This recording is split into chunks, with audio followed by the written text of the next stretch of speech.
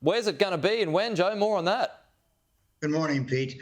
Well, the U.S. intelligence community and military community are targeting this week as something's going to happen. Now, they know that the ball is in Iran's court. Iran has to decide whether it wants to hit Israel, which is a hard target. That is because it'll be a hard response, or they could hit American forces, and that'll be a softer response in the sense that America doesn't want to escalate this thing.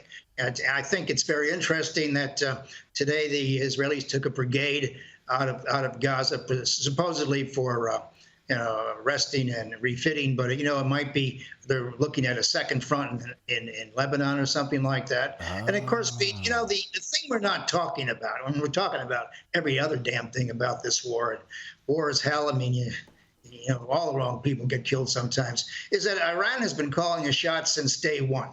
One of the things that I noticed, and that was not reported very much, was after the October 7th attack, which was as barbarous as it gets, the Iranian Revolutionary Guard bragged, and it was picked up and translated from Persian into English, that this was a response. This was a vengeance for the Trump's assassination of General Soleimani, and that they keep their promises. These guys have probably planned this a long time, and Hamas and Iran is behind all of this. And the Americans don't want this war to get any larger. I mean, Biden is terrified it's going to get larger. He's trying to contain it.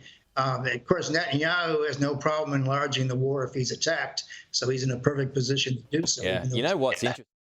Do you think Netanyahu's going to get support? I mean, there's so many of his countries that are supposed to be friends of Israel are now, moving to distance themselves because of what's going on in Gaza.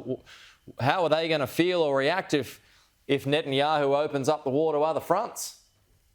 Well, the war will, of course, be forced on him by the Iranians. Look, he's got a public relations problem here. But, keep in mind that at the height of the Vietnam War, which is very unpopular, both in Australia, finally, and the United States, no one was forcing Lyndon Johnson from office. He still had all of his allies, though NATO didn't go to the Vietnam War. I mean, you can still maintain these kinds of contacts. And keep in mind that most of the nations that were going to do business with Israel, particularly in the Middle East, the Arab nations, they don't know what to do with the Palestinian problem anyway. They don't want the Palestinians on their doorstep. They reckon that there is a Palestinian solution. Netanyahu thinks there is a Palestinian state. It's called Jordan. They can go home there, he says. But look, he's got a problem, and I think the Israelis, as angry as they are at him, and despite the pressure on him to call an election, I think they'll let him stay the course until this thing is over. And it isn't going to be over till the hostages come home or their bodies come home. I can't imagine who's left, as a matter of fact. But Abraham Lincoln once said, Pete, you don't want to change horses in the middle of the stream, in the middle of a war. And so I think the Israelis are going to let Netanyahu finish this thing out. How he finishes it, of course, is going to be very interesting and might even be spectacular. Okay, we will see. And Joe, if there is an attack by Iran this week, I'm coming back to you. Our oracle here, Joe Siracusa, good to chat.